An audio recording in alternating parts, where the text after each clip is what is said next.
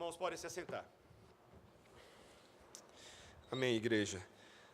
Hoje à noite nós vamos estudar a palavra do Senhor em 1 Coríntios, capítulo 7, versículos 17 a 24. Peço aos irmãos perdão, eu decidi ficar gripado essa semana. Minha voz parece que eu estou falando dentro de uma lata. Não fui eu que decidi, foi Deus que decidiu. Eu confio na graça do Senhor. 1 Coríntios, capítulo 7, versículos 17 a 24. Continuamos nesse capítulo tão desafiador. Semana passada ouvimos o reverendo Silvio falando sobre casamento e divórcio, um tema peculiar nos nossos dias, e eu gostaria de convidar aqueles que não tiveram oportunidade de ouvir, que depois entrem lá no nosso canal do YouTube, ou entrem no site da igreja, ou no aplicativo. Tem várias formas que você pode ouvir esse sermão, e também te ajuda a dar um senso de continuidade naquilo que nós estamos fazendo. Nem sempre, quando fazemos a recapitulação dos nossos capítulos, retomamos tudo o que foi falado antes, mas isso te ajuda a se situar e conhecer bem essas doutrinas e o contexto no qual elas são ensinadas. 1 Coríntios, capítulo 7, versículo 17 a 24, a palavra do Senhor diz assim: Ande cada um segundo o Senhor lhe tem distribuído, cada um conforme Deus o tem chamado. É assim que ordeno em todas as igrejas. Foi alguém chamado estando circunciso? Não desfaça a circuncisão. Foi alguém chamado estando incircunciso? Não se faça circuncidar. A circuncisão em si não é nada. A incircuncisão também nada é, mas o que vale é guardar as ordenanças de Deus. Cada um permaneça na vocação em que foi chamado. Foste chamado sendo escravo, não te preocupes com isso, mas se ainda podes tornar-te livre, aproveita a oportunidade. Porque o que foi chamado no Senhor sendo escravo é liberto do Senhor. Semelhantemente, o que foi chamado sendo livre é escravo de Cristo. Por preço fostes comprados. Não vos torneis escravos de homens.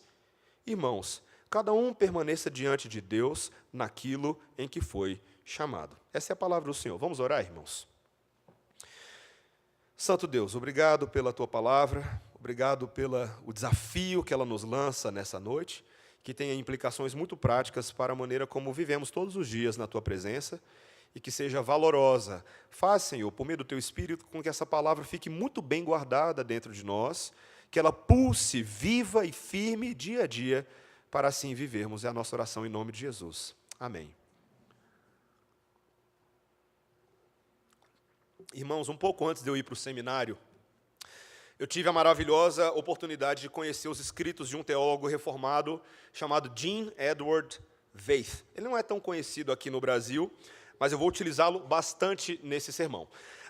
Os seus escritos, os escritos desse teólogo, foram muito importantes para mim, me ajudaram bastante, e lançaram luz sobre a dúvida que eu tinha com relação ao meu chamado pastoral. Será mesmo que eu tinha sido chamado para aquilo? E os escritos desse teólogo me ajudaram a entender um pouco. Agora, quando eu olho para a crise que eu tive, a minha dúvida como jovem, em parte, ela não é muito diferente daquilo que é chamado de crise vocacional nos nossos dias. Uma crise da vida adulta que é muito característica dessa geração de millennials que nós estamos, na qual nós vivemos e a qual nós estamos vendo. O pastor Kevin DeYoung escreveu um livro chamado Faça Alguma Coisa. Esse livro é muito bom. E nesse livro ele traz algumas estatísticas que são um tanto assombrosas. Uma das coisas que ele diz é o seguinte: em 1960, 77% das mulheres e 65% dos homens completaram todas as principais transições em idade adulta até os 30 anos de idade. Essas transições que ele coloca no livro incluem sair de casa, terminar a escola, tornar-se financeiramente independente, casar-se e ter pelo menos um filho. Esses são os critérios que ele usou. Então, até os 30 anos de idade, em 1960, 77% das mulheres e 65% dos homens já tinham feito todas essas transições da vida adulta. Mas, no ano 2000, 40 anos depois, apenas 46% das mulheres completou essas transições aos 30 anos e apenas 31% dos homens.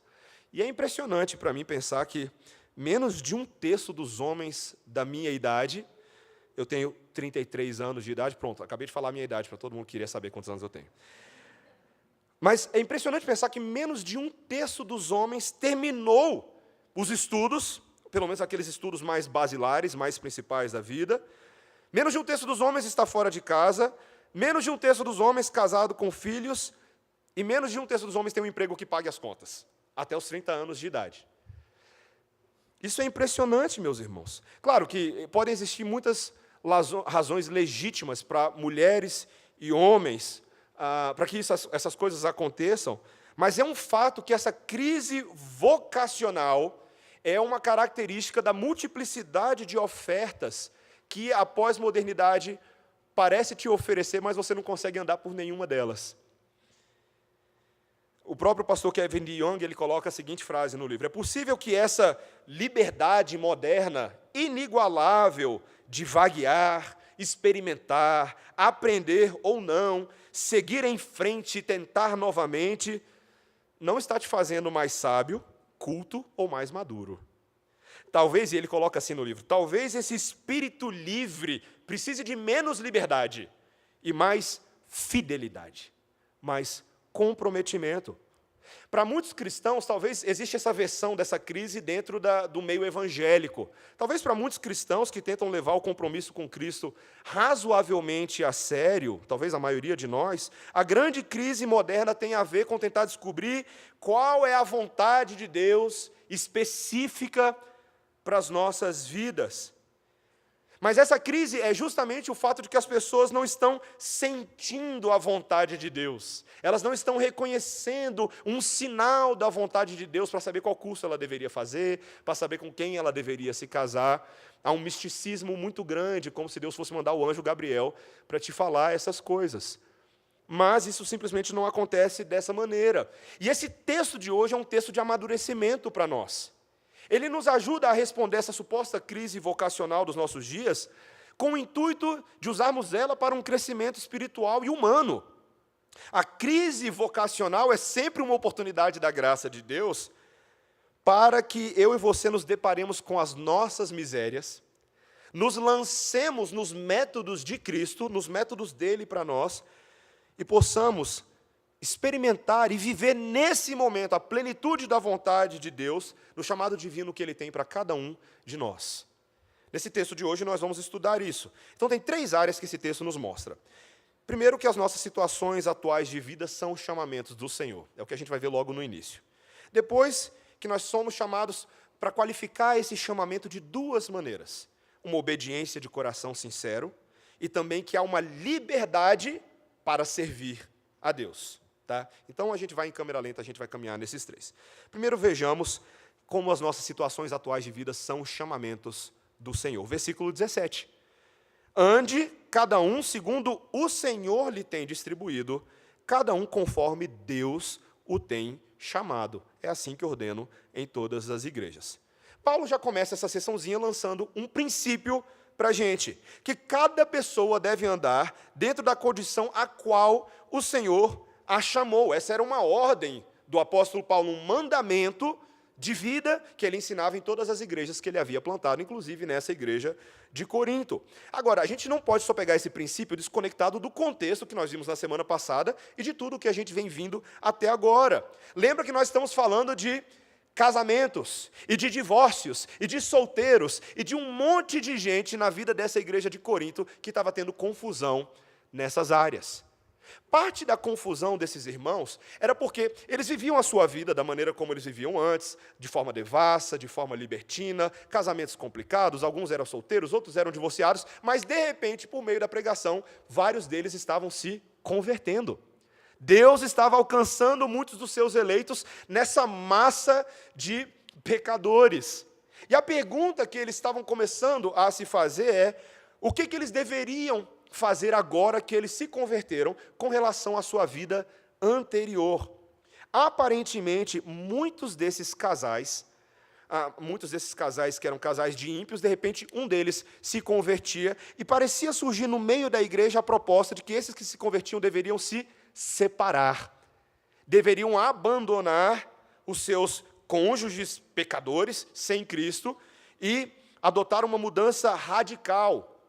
viver uma vida consagrada para Deus. Mas a pergunta é, será que era isso que o Senhor desejava? E Paulo está começando a mostrar que essas pessoas deveriam ser cristãs na maneira como Deus as havia convocado. Especialmente esses casados novos convertidos não precisariam se separar dos seus antigos cônjuges, porque eles poderiam viver para Deus e fazer o trabalho de Deus e demonstrar a sua fé exatamente nessa circunstância de vida, não só ali, mas em qualquer lugar.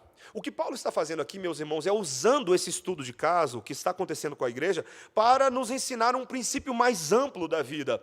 Uma doutrina que é muito preciosa para os reformados e que é amplamente ensinada nas escrituras chamadas, que é aquilo que nós chamamos de doutrina da vocação.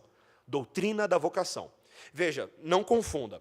Quando eu falo sobre vocação, eu não estou falando daquela, se você estuda um pouquinho de teologia, não estou falando daquela vocação eficaz, aquela vocação na qual Deus um dia nos alcançou no nosso pecado, iluminou o nosso coração, nos salvou, nos levou ao arrependimento, a uma fé em Jesus. Não é exatamente essa vocação.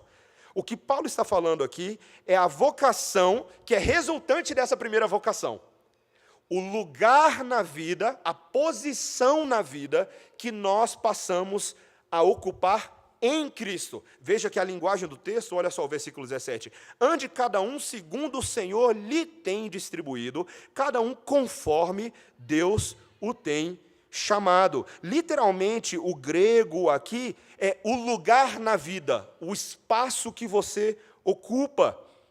Cada um de nós precisa entender o que Deus espera de nós nessa posição, nessa ocupação.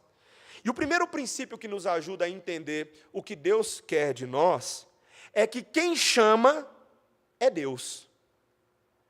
O chamado, a vocação, não é algo que começa nas dinâmicas terrenas. Começa em Deus, na sua iniciativa divina, demonstrando graça ao pecador e o alcançando. Esse chamado pertence ao Senhor para a manifestação da glória do Senhor no mundo. Reverendo Ronaldo Lidório, que esteve conosco aqui na conferência missionária, escreveu um livrinho bem pequenininho chamado Vocacionados. E eu roubo uma citação dele logo nas primeiras páginas, que ele diz assim: todos os redimidos são chamados por Deus e para Deus. A origem do chamado não é o homem, a origem do chamado não é a igreja, mas sim Deus. E a finalidade do chamado não é puramente servir aos homens ou à igreja, mas a Deus. De Deus, por Deus, para Deus. Esse é um princípio que acompanha a teologia do apóstolo Paulo. E é isso também o que o apóstolo Pedro quis nos ensinar naquela famosa passagem, lá em 1 Pedro 2, 9 e 10, que eu e você de vez em quando citamos, quando ele diz: vós, porém, sois raça eleita, sacerdócio real, nação santa, povo de propriedade exclusiva de Deus, a fim de proclamardes as virtudes daquele que vos chamou das trevas para a sua maravilhosa luz. Eu amo essa passagem é linda. A igreja de Cristo, cada um de nós e todos nós, é chamada, vocacionada, inicialmente sim, para a salvação, para a santidade, para a comunhão, mas também para a nossa missão. Missão. Uma missão que não é aleatória, ela não é despropositada, pelo contrário, assim como Cristo nos alcança para fazermos a diferença, sermos sal da terra e luz do mundo, Ele nos alcança para fazermos isso exatamente onde nós nos encontramos, a partir de agora, a partir desse momento. Não é muito difícil de ver isso na Bíblia. De vez em quando, eu gosto de fazer uns estudos especiais na Bíblia, e quando eu estava lá nos Estados Unidos, eu tive a oportunidade de fazer um estudo sobre as várias vocações que existem na Bíblia, os vários chamados. Existe um monte de gente que foi chamado na Bíblia. E quanto mais você estuda, mais você percebe esse padrão que o apóstolo Paulo demonstra. Quando você pensa na mulher samaritana, que encontrou com o Senhor Jesus Cristo, ela não deixou de ser samaritana depois que ela conheceu Jesus, pelo contrário. Assim que ela encontra com Jesus na beira do poço e tem ali uma conversa extremamente reveladora que ela, o que ela faz? Ela volta para a cidade dela e anuncia aquelas coisas que ela ouviu da parte de Jesus. O mesmo acontece com Zaqueu. Deus não manda Zaqueu mudar de emprego depois que o seu pecado, a sua corrupção financeira é denunciada. Pelo contrário, ele deve restituir, continuar fazendo aquilo que ele fazia. Isso acontece com o eunuco etíope, isso acontece com Cornélio no livro de Atos, isso acontece com Lídia, isso acontece com o carcereiro, isso acontece com todos eles. Em cada um desses casos, esses novos convertidos, eles foram chamados para abandonar o seu pecado, mas não necessariamente abandonar as suas famílias, seus contextos de trabalho, suas histórias de vida e também seus compromissos sociais. O que Paulo, então, está ensinando é um princípio que deve ser aplicado nesse caso.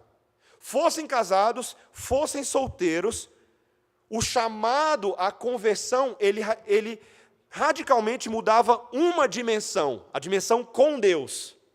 Mas ele não deveria desconfigurar os relacionamentos físicos pré-existentes, a não ser que eles fossem totalmente imorais.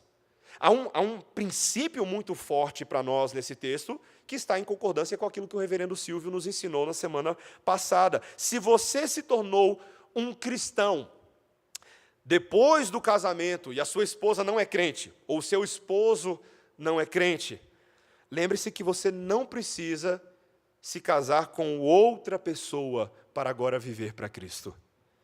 Não presuma que você está no lugar errado ou preso à pessoa errada. Pelo contrário, você está exatamente onde Deus quer que você esteja para te usar nesse momento.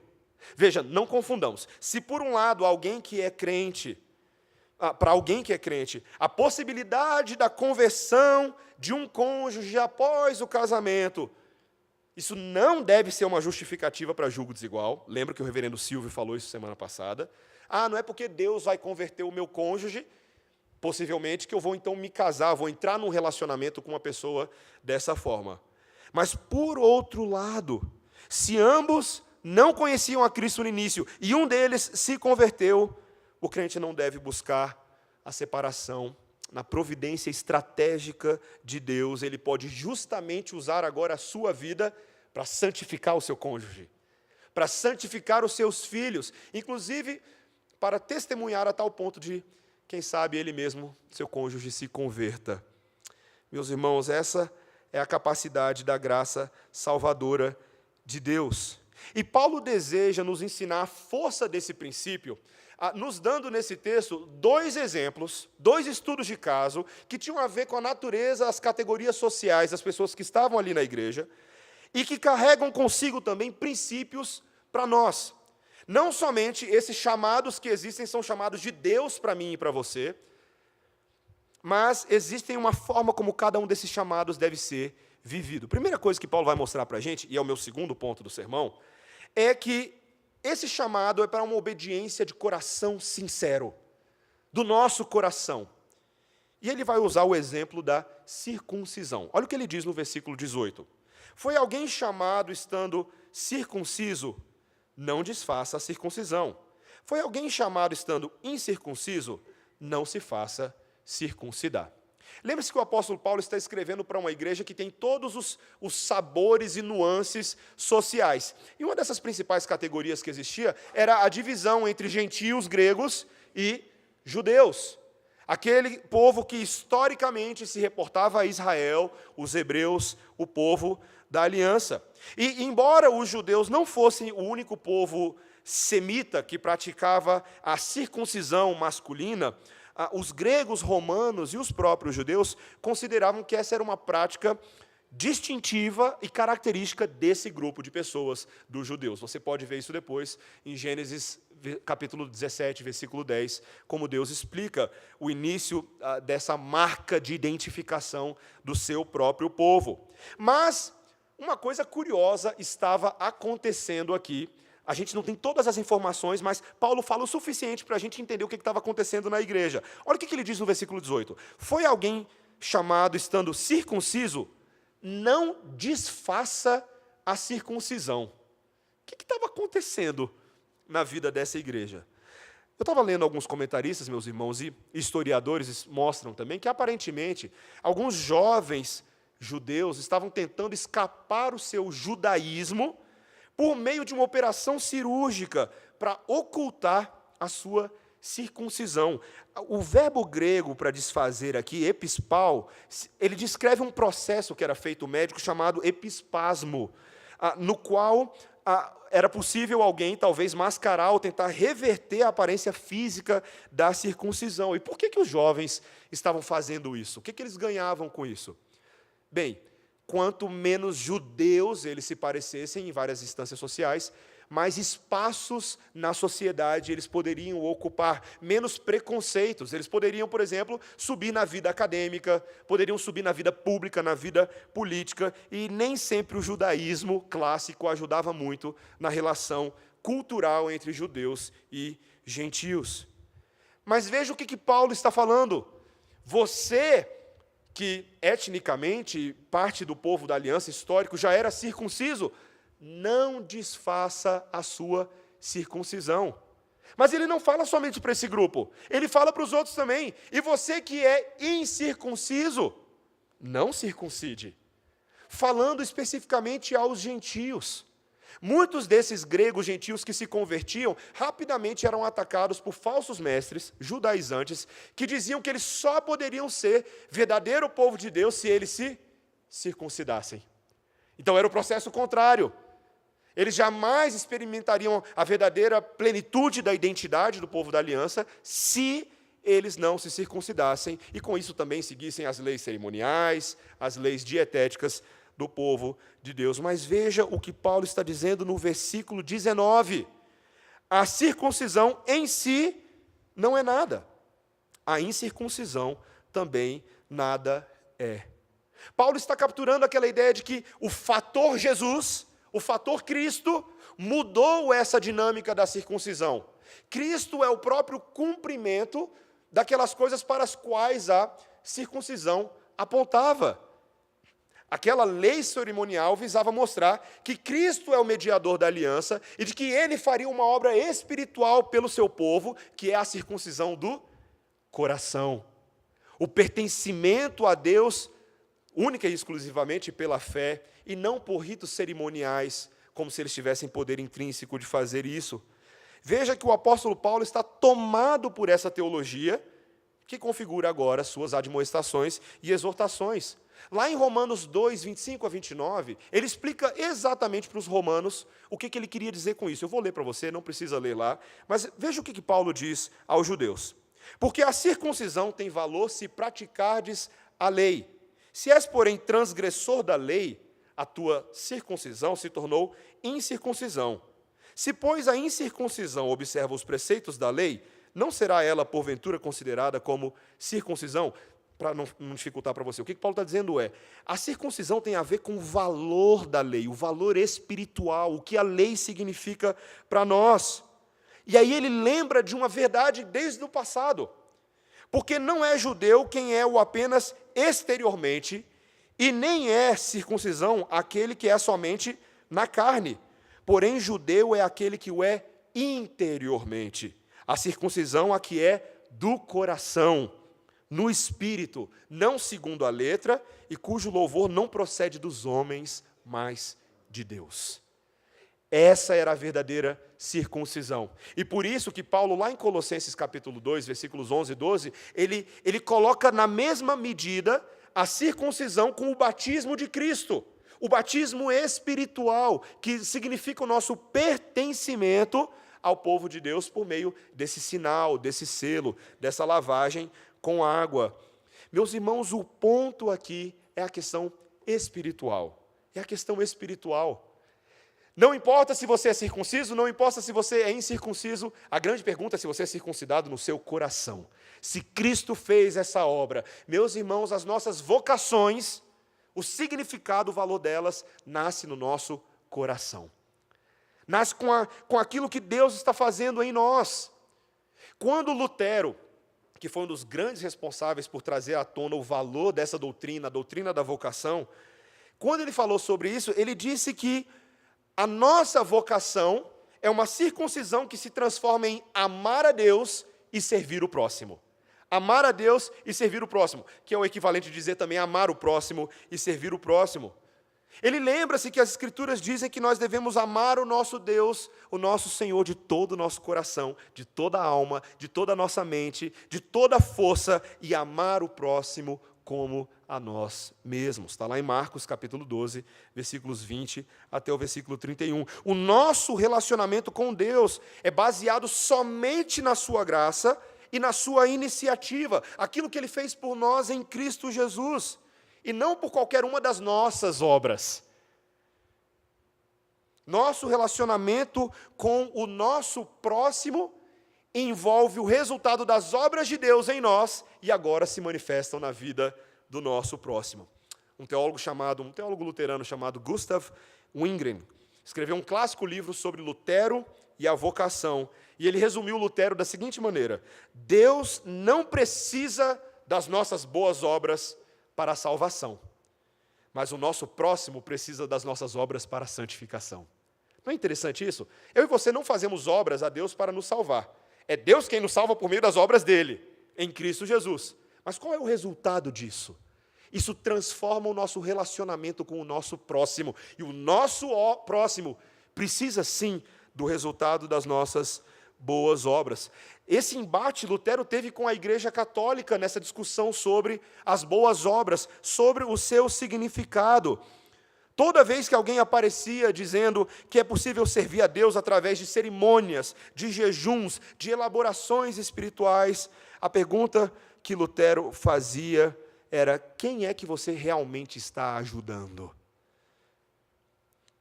Ele perguntava isso.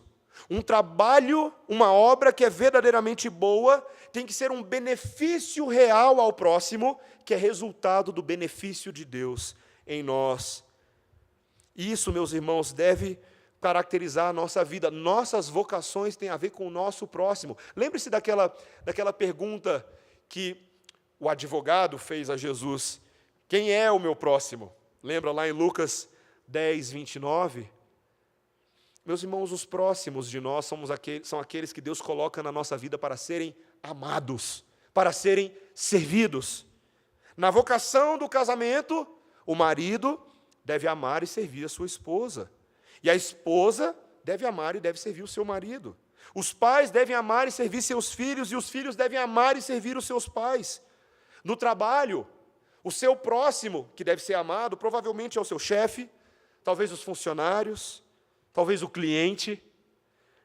Em nossa vocação de cidadãos, nossos próximos, a quem nós somos responsáveis por amar e servir, são os nossos concidadãos, que precisam de boas políticas públicas. Eu amo ver um gestor crente, amo ver um funcionário do governo crente, alguém que entende que o reflexo da salvação em nós é a construção de políticas públicas que trazem verdadeiro benefício na vida do povo, que cuidam das necessidades daqueles que realmente precisam ser atendidos. Veja a beleza dessa doutrina da vocação, de forma ampliada. Deus trabalha através das pessoas em suas estações comuns de vida, para as quais Ele mesmo as chamou para cuidar da sua criação.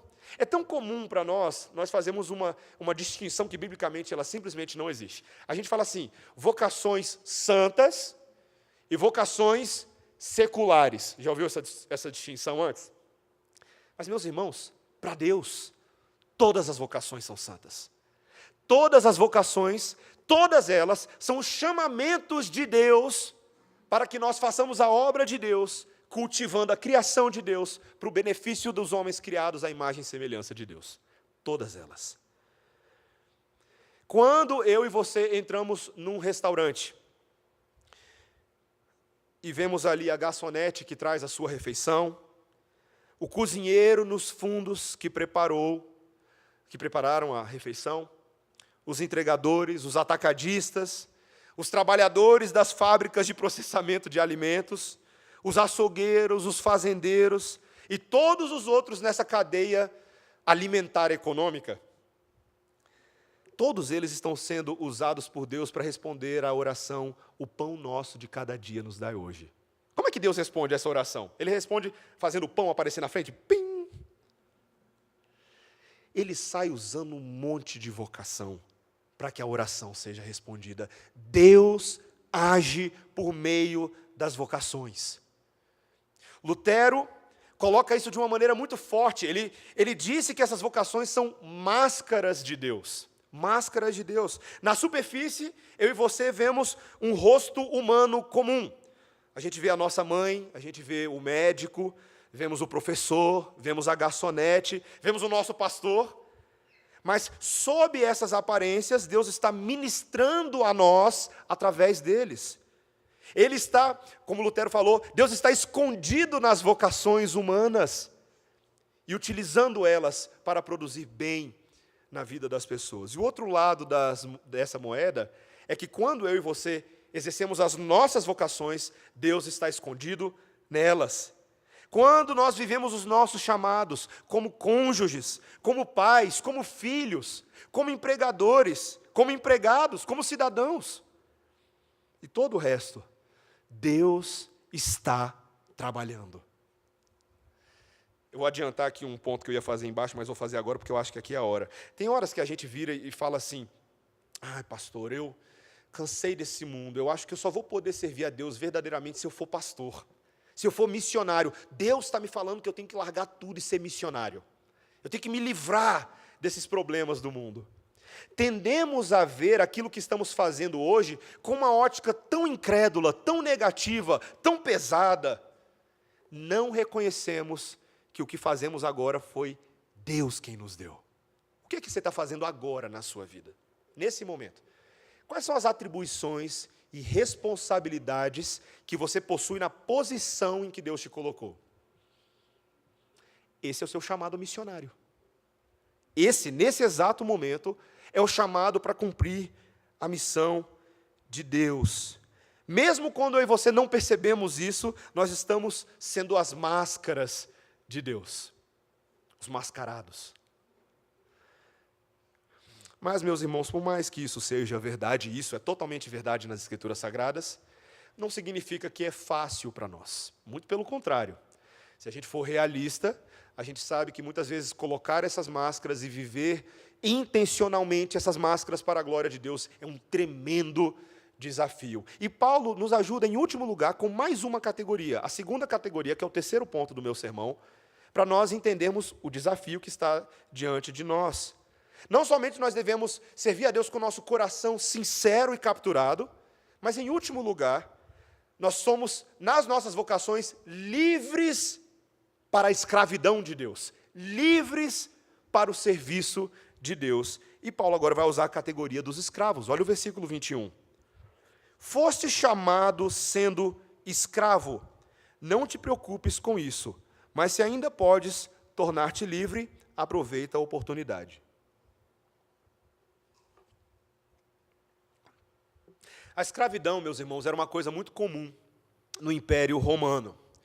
Alguns cristãos, como nós já falamos em outros capítulos, ali na própria igreja de Corinto, é bem possível que muitos dos cristãos fossem escravos. E veja, a instituição da escravidão, nesse momento, é diferente daquilo que nós vimos e vemos nas Américas, historicamente, no século XVIII, XIX, até no século XX. A escravidão naqueles dias era algo mais autorizado, algo mais permitido. As pessoas poderiam trabalhar para pagar as suas dívidas contraídas com relação a uma outra pessoa.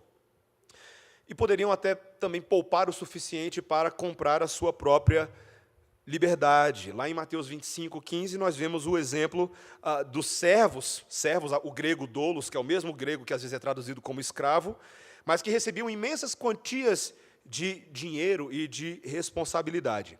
Mas o problema aqui dessa igreja especificamente é que, aparentemente, muitos irmãos estavam aflitos, estavam angustiados com a sua situação de escravo, como se isso pudesse atrapalhar a sua fé e o seu serviço a Deus. Se eu sou escravo, não posso viver para Deus da melhor maneira possível. E uma pequena aplicação aqui, um reconhecimento. Meus irmãos, é fato que de vez em quando nós temos vocações na vida que parece que muito mais nos aprisionam do que nos dão a liberdade para servir a Deus da forma como nós gostaríamos. Mas mesmo para essa categoria de pessoas, qual é a instrução que o apóstolo Paulo diz nesse versículo 21? Foste chamado sendo escravo, não te preocupes com isso. Mas se ainda podes tornar-te livre, aproveita a oportunidade. Paulo está considerando o fato de que alguns poderiam perseguir a sua própria libertação. Era comum que muitos desses, depois de 7 anos de serviço, tivessem a oportunidade de conquistar a sua liberdade por meio de pagamento, por meio do suprimento da dívida. E veja, na instrução de Paulo, ele não está dizendo que as pessoas deveriam permanecer escravos o resto da sua vida.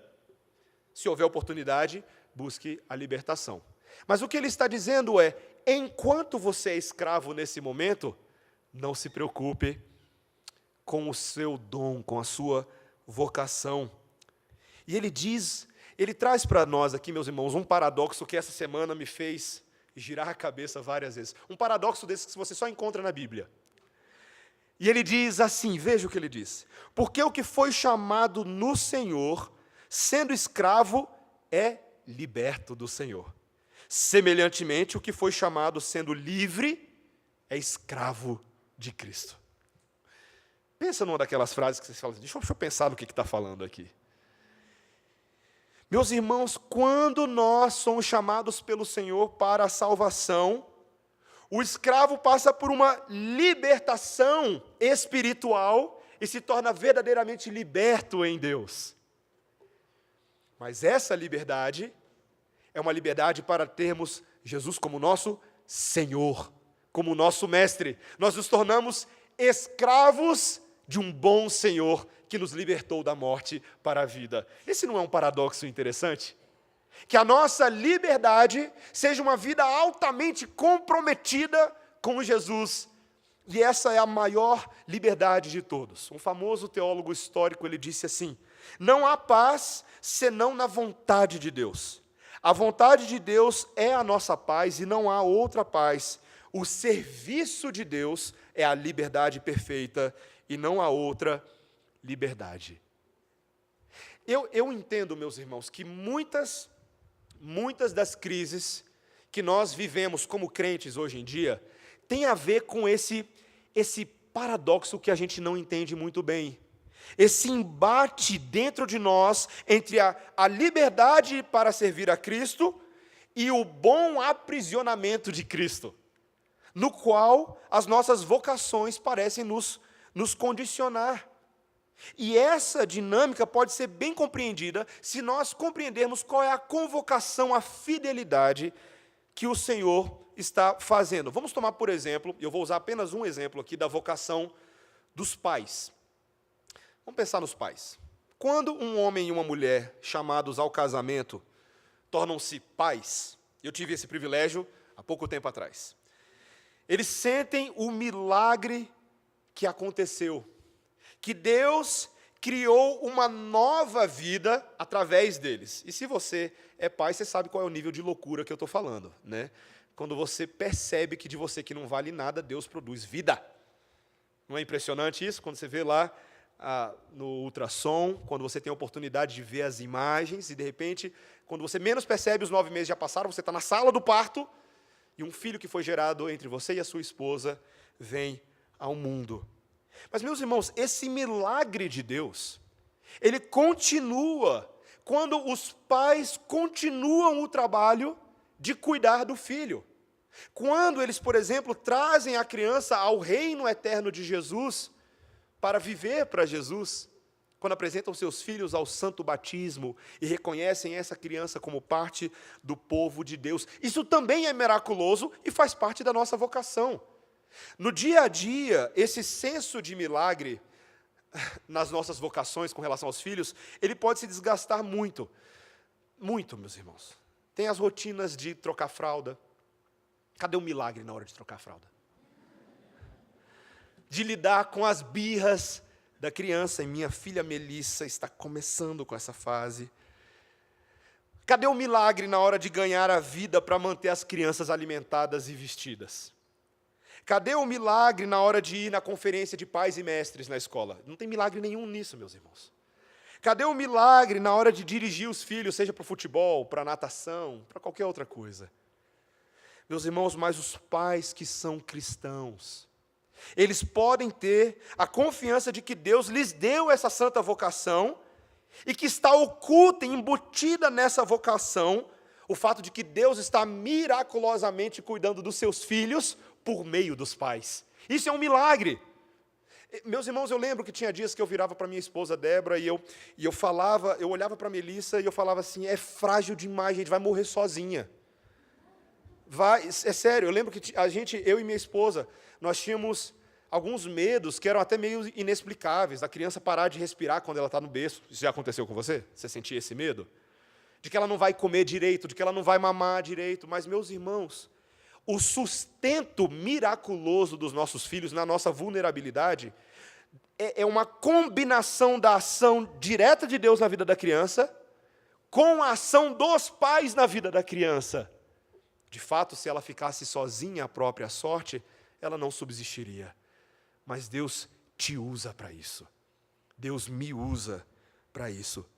E essa, meus irmãos, é a responsabilidade da nossa vocação, da qual nós não podemos fugir. Você não tem essa opção. Ou você é fiel, ou você é fiel. Você só tem essa opção. Qualquer que seja a circunstância, qualquer que seja a vocação, temos que ser fiéis e fazer aquilo que o Senhor demanda de nós. Conta uma história que no século VI, o rei Henrique III da Bavária se cansou da vida na corte e da pressão de ser um monarca. Então ele fez uma solicitação a um líder de um monastério local, chamado Richard, de que ele queria ser aceito como um monge, como um contemplativo, e passar o resto da sua vida naquele mosteiro. E aí esse Richard virou para o rei e falou assim, olha, Sua Majestade, você entende que a promessa aqui é de obediência? Isso será difícil para você, porque você foi um rei. E Henrique disse, olha, eu entendo, o resto da minha vida inteira, eu serei obediente a você, segundo tudo o que Cristo lhe orientar. Sabe então o que o Richard falou para ele? Ele falou assim, então, eu vou dizer para você o que eu penso que Cristo quer de você. Volte para o seu trono e sirva fielmente no lugar em que Deus te colocou. Quando o rei Henrique III morreu, uma declaração foi colocada na lápide dele, o rei aprendeu a governar sendo obediente a Deus. Não é fantástico isso? Mas não é só para ele, meus irmãos, é para nós. É para cada um de nós. Quando eu e você nos cansamos dos nossos papéis, das nossas responsabilidades, é bom lembrar que Deus nos plantou em um determinado lugar e nos disse para sermos bons contadores, bons professores, bons pais, boas mães. E Cristo espera de nós fidelidade irrestrita. E quando Ele voltar, Ele vai pedir contas de nós. Ele vai pedir contas de nós. A dificuldade, meus irmãos, tantas vezes é porque nós pecamos contra as nossas vocações. O pecado de querer largar tudo, virar as costas para o mundo, como a teologia do Ratuna Matata diz, é grande. E esse é o pecado dentro de nós, o pecado escravizador que nos faz pecar contra as nossas próprias vocações que Deus nos confiou. Meus irmãos, Deus não chamou os pais para abortar ou para abusar dos seus filhos, mas no mundo caído é isso que a gente vê. Deus não chamou médicos para matar os seus pacientes, mas para levar a cura. Mas é isso que a gente vê no nosso mundo. Deus não chamou os homens de negócios para enganar os seus clientes, mas para suprir as suas necessidades. Os funcionários do governo não são chamados para oprimir os cidadãos, mas para protegê-los. Maridos e esposas devem servir e amar um ao outro, não negligenciar um ao outro. Por que isso acontece, meus irmãos? Por causa do pecado, por causa da escravidão. E é por isso que Paulo traz um lembrete importantíssimo no versículo 23. Veja comigo. por preço fostes comprados. Não vos torneis escravos de homens. Paulo está usando aqui mais um exemplo daquele dia a dia para ilustrar uma realidade espiritual. Haviam muitas pessoas que se tornavam escravos voluntariamente. Voluntariamente. Para poder fazer investimentos, para poder ganhar dinheiro, não apenas para pagar as suas dívidas, mas depois esses tinham muitas dificuldades de desfazer a relação que foi construída, a relação de escravidão. Paulo está dizendo o seguinte, ele está usando esse exemplo para falar de escravidão de homens, não no nível meramente terreno, mas escravidão no nível espiritual. Vocês foram comprados por um preço. Uma ideia que ele já usou no livro de Coríntios. De que preço ele está falando? Do preço que o Senhor Jesus Cristo pagou por nós na cruz do Calvário ao derramar o seu precioso sangue, para que em nossas vocações nós não sejamos escravos do pecado, mas sejamos escravos do Senhor. E essa é a verdadeira liberdade. Em Cristo nós estamos livres do poder do pecado nas nossas vidas. O pecado, o medo, o orgulho, eles não têm mais direito sobre nós, porque Cristo pagou o preço da dívida que era contra nós. É o que Paulo diz lá em Romanos, capítulo 6, versículo 18, quando ele diz que nós agora nos tornamos escravos de Cristo, e com isso nós ganhamos a nossa liberdade, nós ganhamos a vida. O pecado não mais nos controla. E meus irmãos, se nós pensarmos bem, isso só é possível porque Cristo cumpriu fielmente a vocação para o qual Ele veio ao mundo. Nós temos em Cristo Jesus o maior exemplo de alguém que abraça a vocação mais difícil de todas e cumpre ela fielmente. Já parou para pensar nisso? Quando ele diz lá em João capítulo 6, versículo 38, porque eu desci do céu, não para fazer a minha própria vontade, e sim a vontade daquele que me enviou. E a vontade de quem me enviou é esta, que nenhum eu perca de todos os que ele me deu. Pelo contrário, eu os ressuscitarei no último dia. Ô santa predestinação! Se Cristo não tivesse fielmente cumprido a sua vocação por nós, nenhum de nós estaria nessa sala hoje à noite. Nenhum de nós. É porque Ele abraçou e amou a vontade de Deus, acima da própria vontade de qualquer homem,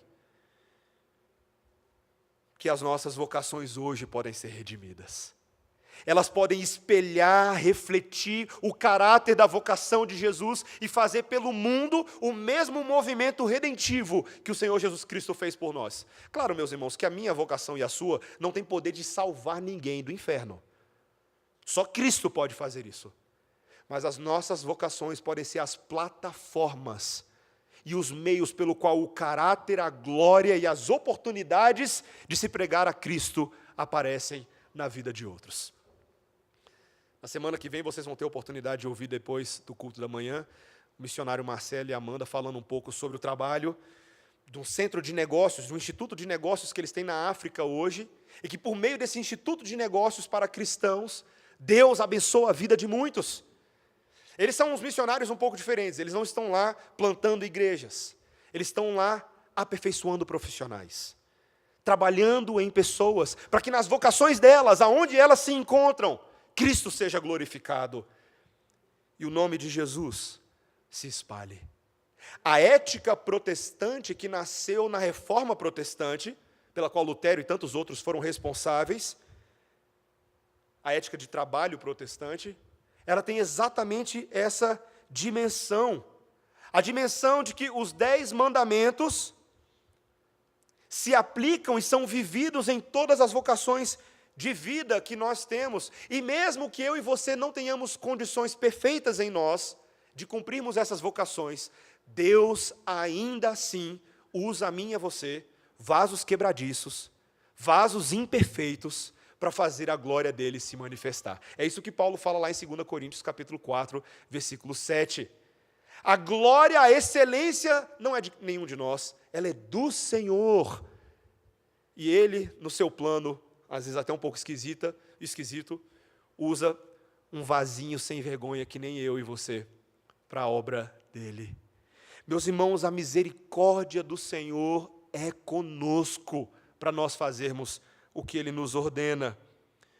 O teólogo Wingren dá um exemplo de um empresário, por exemplo, que muitas vezes pode não se importar com o próximo e a sua preocupação ser mais ganhar dinheiro do que ajudar as pessoas. No entanto, apesar de todo o egoísmo pecaminoso dele, Deus ainda usa o seu negócio para fornecer produtos ou serviços à sociedade que sejam úteis àquela comunidade. Caso contrário, ele nunca poderia permanecer nesse negócio. Já imaginou se Deus permitíssemos que nós tivéssemos as nossas vocações só se nós fôssemos perfeitamente santos?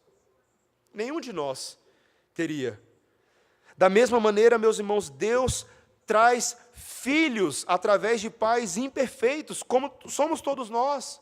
Ele traz a sua palavra e sacramentos que são salvadores, mesmo através de pastores imperfeitos. Meus irmãos, vocês não sabem o tanto que eu sou imperfeito. Vocês não sabem. Minha esposa sabe um pouco mais. Meu conselho sabe um pouco mais. Mas Deus, meus irmãos, tem um meio de entregar os seus dons usando o seu poder em vasos quebradiços. E isso, de forma alguma, diminui o valor deles. Eu e você somos libertos em Cristo para sermos serviçais, escravos de Cristo. Eu sou fascinado, a gente está falando aqui sobre máscaras de Deus essa noite, eu sou muito fascinado com super-heróis mascarados. Você gosta de super-herói mascarado? Tem o Zorro é mexicano, né? Tem o Batman, tem vários outros. Hoje está cheio de desenho e cheio de filmes sobre super-heróis mascarados. Mas o que é interessante é que esses homens, para fazer aquilo que eles fazem, libertar os oprimidos, cuidar da cidade, eles têm que colocar uma máscara. Eles não podem revelar a sua verdadeira identidade aos homens, correndo o risco de ter as suas vidas afetadas e por aí vai. Meus irmãos, esse não é o nosso caso. Nós não temos mais máscaras em Cristo Jesus para podermos ser escravos de Cristo Jesus com o peito aberto, com o queixo erguido nesse mundo em que nós vivemos. Não tem muito espaço para Zorro no reino de Deus. Não tem muito espaço para o Batman no reino de Deus. Tem espaço, meus irmãos, para aqueles cuja identidade é Cristo Jesus, aberto e livre. Eu e você temos essa convocação. Convocação. Deus está mascarado em nossas vocações. E particularmente Ele deseja que nós o façamos com relação ao nosso próximo que está em necessidade. Ele também se manifesta na vida daquele que está do outro lado, do necessitado. Quando alguém está doente, quando alguém está com fome, quando alguém está sede, quando alguém está nu ou é um prisioneiro, o próprio Cristo está ali numa expectativa de que algo seja feito. Porque aquelas pessoas são imagem, semelhança de Deus para serem cuidadas. Foi isso que ele disse lá em Mateus 25, 35 a 40, quando os seus discípulos, quando ele disse, porque tive fome e me destes de comer, tive sede e me destes de beber, era forasteiro e me hospedastes. Estava nu e me vestistes, enfermo e visitastes, preso e fostes me ver. Aí os discípulos estão ouvindo aqui e falam assim, Jesus endoidou. Senhor, quando foi que te vimos com fome e te demos de comer? Quando foi que o Senhor esteve com sede e te demos de beber? Quando te vimos forasteiro e te hospedamos? Quando estiveste nu e te vestimos? Quando te vimos enfermo ou preso e te fomos visitar? Senhor, não lembro de ter feito nada disso. O rei respondendo lhes dirá, em verdade vos afirmo, que sempre que o fizestes a um destes meus pequeninos irmãos, a mim o fizestes. A mim o fizestes. Meus irmãos, quando eu e você servimos o nosso próximo com as nossas vocações, acabamos servindo o próprio Senhor Jesus Cristo. E é assim que eu encerro o meu sermão. É assim que acaba a crise vocacional de qualquer pessoa, gente. Acabou a crise vocacional, sabe por quê? Porque no reino de Deus tem emprego para todo mundo. Isso não é promessa da teologia da prosperidade, tá bom? Porque o emprego é o que você tem agora. É o que Deus te deu para fazer nesse momento. Faça com toda alegria, faça com toda diligência, faça com todo amor, como para Cristo e não para agradar a homens. Não à vista dos seus chefes terrenos, mas para o Senhor, começando num coração sincero, num coração comprometido, porque todas as coisas podem e devem ser feitas para a glória de Deus. Amém? Que o Senhor nos ajude, irmãos, que o Senhor nos ajude. E se você está na crise vocacional, vai se endireitando com Jesus, vai alinhando o seu coração mais às expectativas dele para a sua vida, do que meramente aquilo que você acha que pode te dar dinheiro, sucesso e felicidade. Largue esses ídolos para trás, sirva o Senhor, busque ser o mais fiel possível nas oportunidades que Ele te oferece. Vamos orar, irmãos. Santo Deus, nós te agradecemos, porque hoje, em Cristo Jesus, cada um de nós pode abraçar a vocação de Deus, o chamado de Deus. Senhor, sim, às vezes no mundo é um pouco difícil tomarmos as melhores decisões, mas, Senhor, queremos nessa noite alinhar as nossas decisões com os princípios da Tua palavra, para assim podermos escolher as melhores posições do mundo. Os melhores empregos, as melhores qualificações, não com base naquilo que o sucesso humano pode nos oferecer, mas na maneira que produza o máximo benefício na vida dos nossos irmãos e na vida dos cidadãos deste mundo. Senhor, dá-nos essa graça. Não somos perfeitos, temos o pecado que nos assedia, mas, Senhor, obrigado porque o sangue de Jesus pagou o preço da dívida que era contra nós. Nós que éramos escravos do pecado, hoje somos livres para servir a Deus comprometidamente. Dá-nos essa graça e ajuda-nos a crescer nela, em nome de Jesus. Amém. Antes de cantarmos, irmãos, eu gostaria de aproveitar esse momento para convidarmos alguns irmãos que precisam ser apresentados diante da igreja. Uma porque já é membro da igreja, mas